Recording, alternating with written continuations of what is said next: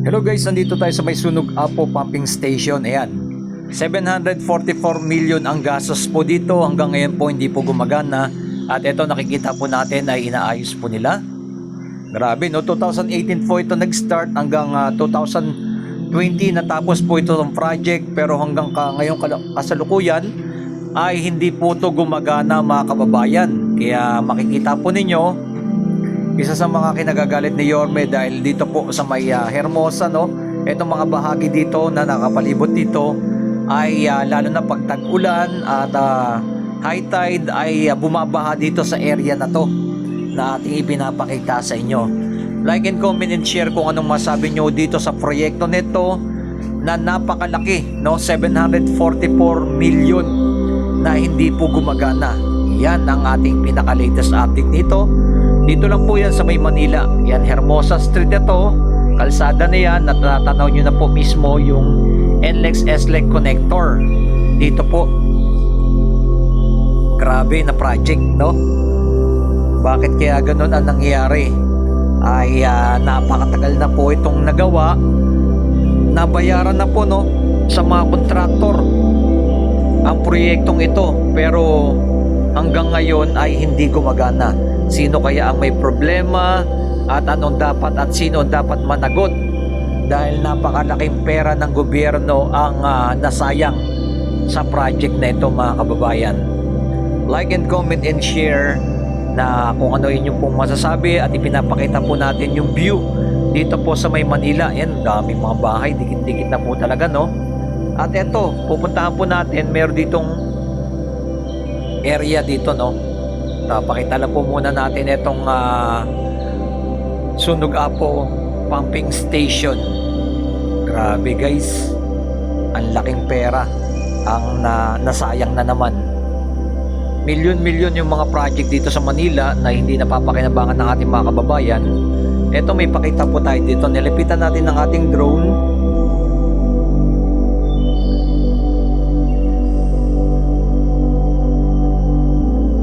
Ayan, no? Ito yung dagat-dagatang sewage septage treatment plant. Ayan, no? Ang laki po nito. Itong planta po dito. Ayan, no? Pinaliparan na natin ng ating drone para makita nyo, kasi bihira lang po talaga makita to ng ating mga kababayan. Nang may mga drone lang po talaga ang ang mapagpakita nito, pero sa baba hindi mo makikita ito. Napakalaking planta.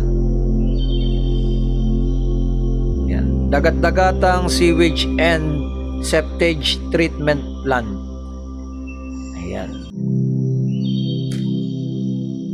Yan ang ating mga latest update natin dito sa may Manila. Like and comment and share. Grabe, mga sobrang dami na po talaga ng bahay dito at dikit-dikit na, no, mga kababayan. Yan yung pinakadulon-dulo, yun yung Road 10. Tatanaw niyo dyan yung dagat, yung Manila Bay. Eto, may ganito po pala dito mga planta dito. Sobrang laki. Yan, no?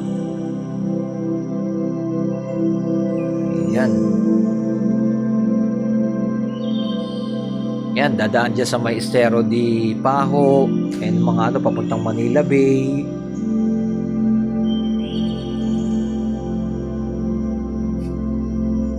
At ito, check na rin po natin, ito pong NLEX SLEC connector. Ayan, isa sa napakalaking ina-update din po natin to, napakalaking tulong ito. Itong NLEX SLEC connector ay napakabilis na po na magiging biyahe, no? Mula sa C5 hanggang dyan, papunta na po sa connect na po ng SLEX. Yan, papuntang SLEX na po yan. At lalong bibilis pa pag na-connect na po mismo yung ginagawa niya ng NLEX SLEC connector. Ayan, tuloy-tuloy rin po nating ina-update po ito. Ay papunta na po sila, may co-connect na po, malapit-lapit na po, no?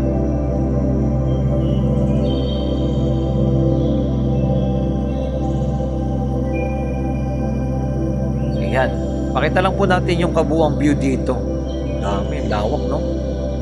Daming mga bahay, dikit-dikit na talaga, no? Yan ang ating mga latest update natin. Like and comment and share kung ano masasabi niyo po ng ating pinaliparan natin drone para mapakita sa inyo yung aerial view nito. Yan ang ating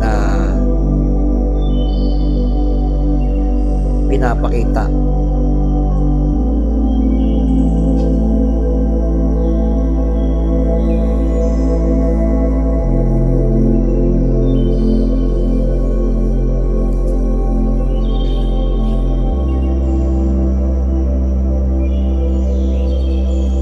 Diretso yan, papuntang C5 na po ito.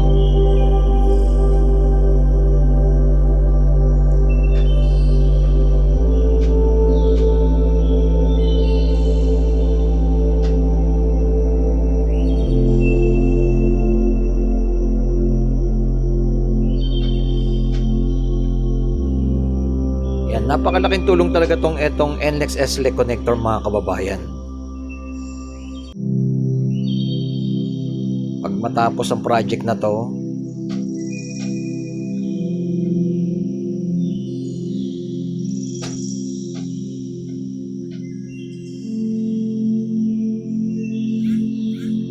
yan, dire-diretso papuntang Valenzuela po yan.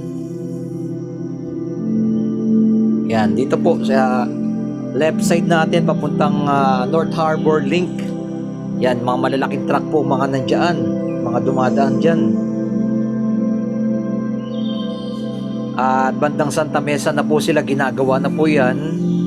Tuloy-tuloy po yan mga kababayan.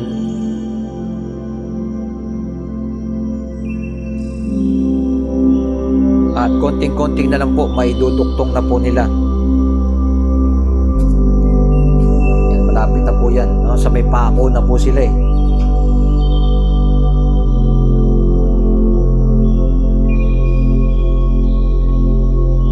Yan ang ating pinaka-latest update natin ng ating drone shot na ating pinaliparan po dito para mapakita natin yung kabuuang view po dito sa May Manila. Yan, like and comment and share. Maraming salamat sa ating mga viewers, subscriber na lagi na sumusuporta sa ating channel. Ito po muli, Skywalk TV. Keep safe palagi and God bless sa ating lahat.